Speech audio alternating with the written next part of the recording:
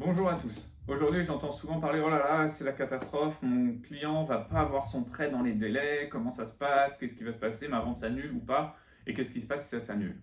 Bon, bah allez, je vous explique tout ça tout de suite dans la vidéo.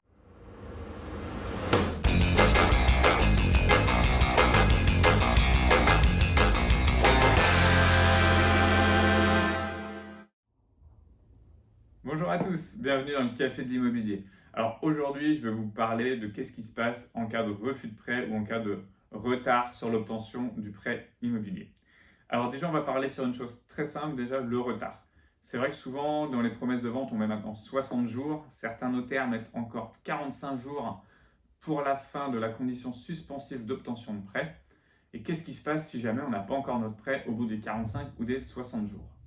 Bon, bah déjà, si vous ne l'avez pas parce que vous êtes en train de discuter avec plusieurs banques pour avoir un super taux, mais que vous êtes sûr d'avoir votre prêt, un petit coup de fil à votre conseiller immobilier, à votre notaire, et on fait ce qu'on appelle un avenant. On proroge ce délai de 45 ou de 60 jours, d'une quinzaine de jours, afin de pouvoir rentrer dans les délais pour obtenir l'obtention de prêt. Ça, c'est la façon la plus simple. Maintenant, cas un peu plus dramatique, vous avez un refus de prêt de votre première banque et vous demandez si vous allez en avoir un deuxième ou pas, et qu'est-ce qui va se passer? Ben oui, parce que pour avoir un vrai refus de prêt et annuler une vente, il faut avoir au moins 2 refus de prêt de banques différentes, voire certains compromis sont rédigés avec 3 refus de prêt. Donc ça à vous de bien voir. Mais déjà, quand vous avez le premier et que vous êtes dans les délais des 45 ou 60 jours, fournissez-le à votre notaire. Si vous êtes sûr d'en avoir un deuxième, dites-lui que ça ne va pas aller au bout pour qu'on puisse vite libérer le vendeur pour qu'il puisse remettre à la vente rapidement son bien. Sachez qu'en tant que vendeur, vous n'avez aucune indemnisation. Voilà, ça repart à la vente et c'était dans les conditions, malheureusement. On redonne la partie séquestre à l'acquéreur qui, lui, soit arrête ses recherches, soit cherche un bien moins cher.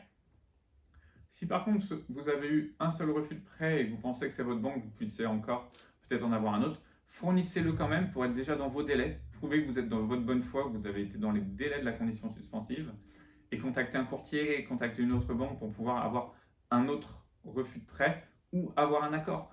Mais soyez vraiment à respecter les délais si vous avez un refus déjà par principe pour respecter votre vendeur et pour ne pas avoir de problème juridique. Parce que si vous avez vos refus de prêt après les 60 jours, là c'est problématique. Selon le vendeur, ça peut partir en justice et on peut avoir des cas assez compliqués. N'hésitez pas à me dire en commentaire si vous avez eu vous déjà un refus de prêt en tant que vendeur, en tant qu'acquéreur. Comment ça s'est passé? Je suis preneur de toutes les anecdotes.